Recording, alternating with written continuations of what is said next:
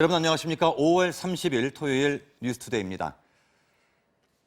도널드 트럼프 미국 대통령이 중국의 홍콩 보안법 강행 처리에 대한 보복 조치로 홍콩의 특별지위를 없애는 절차에 들어간다고 밝혔습니다. 트럼프 대통령은 또 중국이 세계보건기구 WHO를 장악하고 있다면서 WHO와의 관계를 끊겠다고 선언했습니다. 저 소식 워싱턴에서 여홍규 특파원이 보도합니다. 트럼프 대통령은 중국이 홍콩 보안법을 강행 처리한 것과 관련해 홍콩의 자치권을 보장하고 일국 양제 원칙을 존중하겠다고 한 약속을 어겼다고 비판했습니다. They broke their word to the world on ensuring the autonomy of Hong Kong. 그러면서 홍콩의 특별주의를 없애는 절차에 착수한다고 밝혔습니다.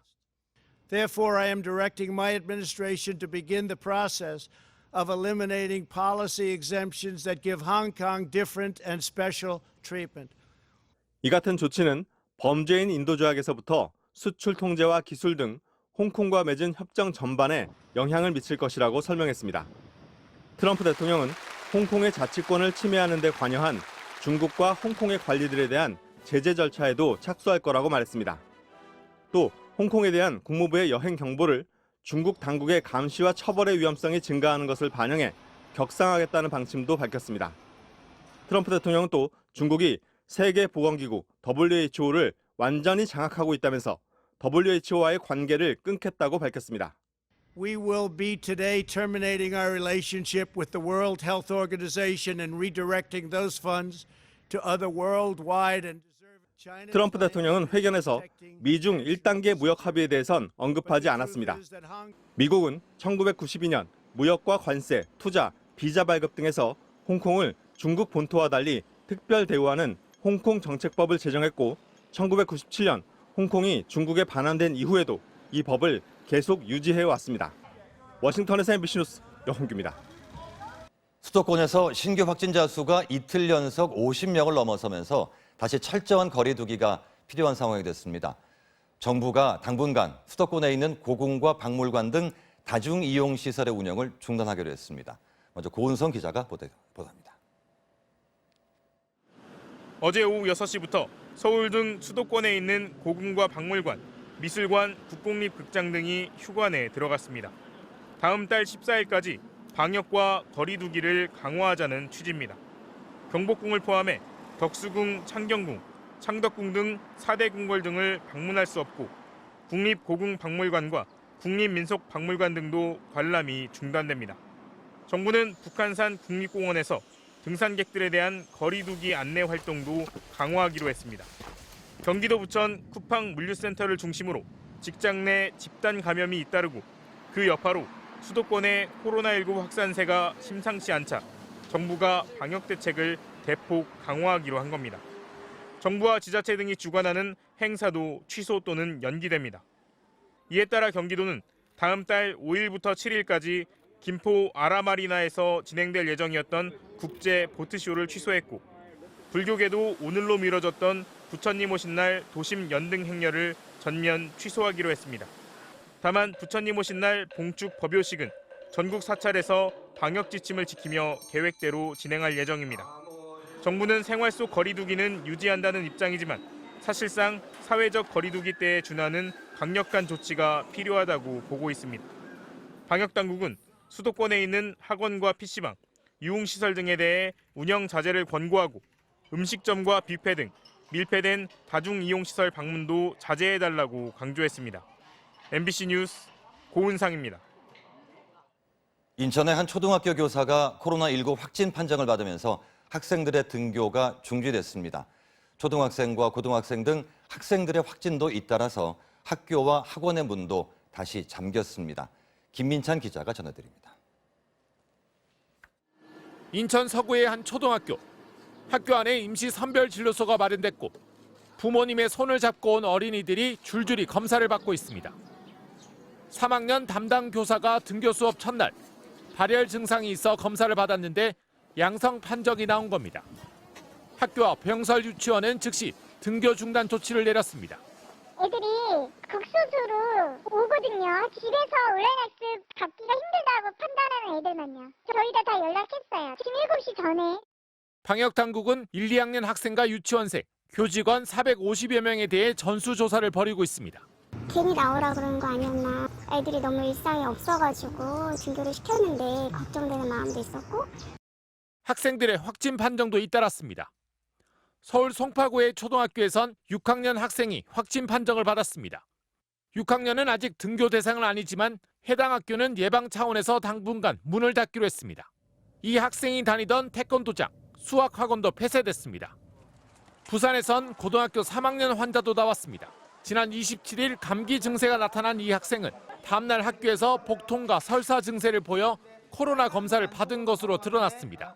이 학교 모든 학생과 교직원은 자가격리됐고 등교 수업은 즉시 중단돼 다음 주부터는 원격 수업이 진행됩니다. 코로나 사태 이후 순차적으로 등교가 이뤄지기 시작한 지 열흘. 수도권을 중심으로 산발적인 감염이 확산되면서 등교 수업을 중단하거나 미룬 학교는 830곳에 달했습니다. MBC 뉴스 김민찬입니다. 부천 쿠팡 물류센터 관련 감염자가 결국 100명을 넘어섰습니다. 더러운 방한복을 서로 돌려 입게 했다는 직원들의 증언도 잇따르고 있는데 아니나 다를까 소독을 했다는데도 작업장 곳곳이 바이러스 투성이었습니다. 공윤선 기자가 보도합니다. 쿠팡 물류센터 내부. 냉동실에 들어갈 때 입는 방한복들이 걸려 있습니다. 개인 물품이 아닌 수십 명이 그때그때 돌려 입는 옷입니다. 냉동 가는 사람들만 있는데 그게 뭐 이제 부축점 다수니까 보통 그래도 한 2, 30명은 있지 않을까.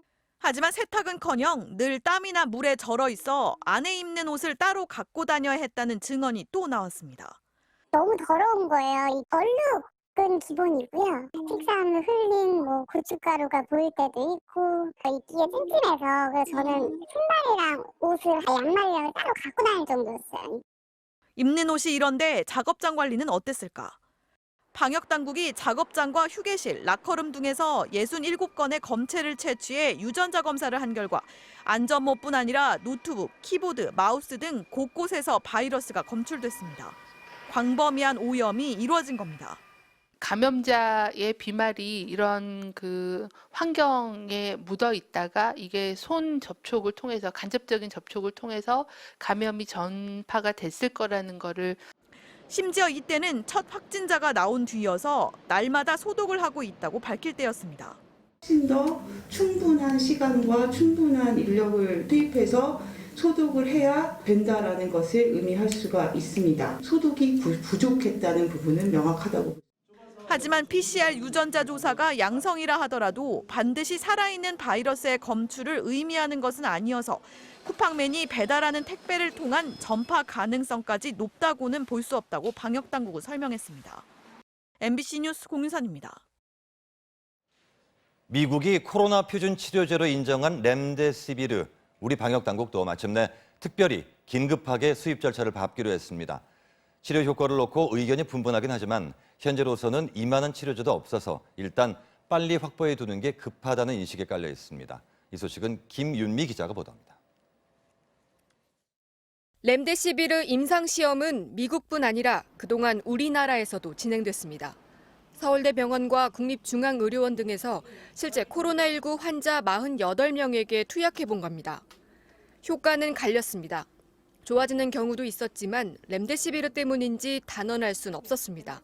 이제 급격하게 좋아지신 분도 있었지만 전반적으로 뭐 치료 반응이 크게 이제 두드러지지 않은 그런 환자들도 있거든요.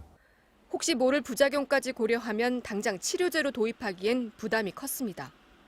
하지만 최근 수도권을 중심으로 환자가 급격히 늘면서 우리 방역당국의 태도도 바뀌었습니다. 마땅한 치료제를 기다리자니 너무 오래 걸릴 것 같고 최근 들어 의미 있는 임상 결과도 잇따랐기 때문입니다. 임상 결과가 긍정적으로 나와서 그거에 대해서 도입 준비를 하고 방역당국이 밝힌 특례 수입은 국가 비상 상황에선 통상적인 사전 허가 없이 의약품을 외국에서 들여올 수 있다는 겁니다. 정부가 할 수 있는 모든 절차를 생략했지만 문제는 실제 얼마나 확보할 수 있느냐입니다.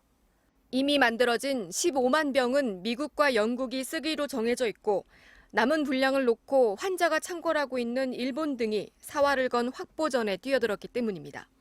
지금은 부르는 게 값인 만큼 제약사가 어떤 가격에 팔지도 관건입니다. 약품에 대한 공급이나 생산이 그렇게 여유 있게 많은 상황이 아니기 때문에 약품을 확보하는 그런 그 노력을 진행할 계획입니다. 이 때문에 방역 당국은 렘데시비르가 들어오는 대로 폐렴이 있고 산소 치료가 필요한 중증 환자에게 우선 투약할 방침입니다. MBC 뉴스 김유미입니다.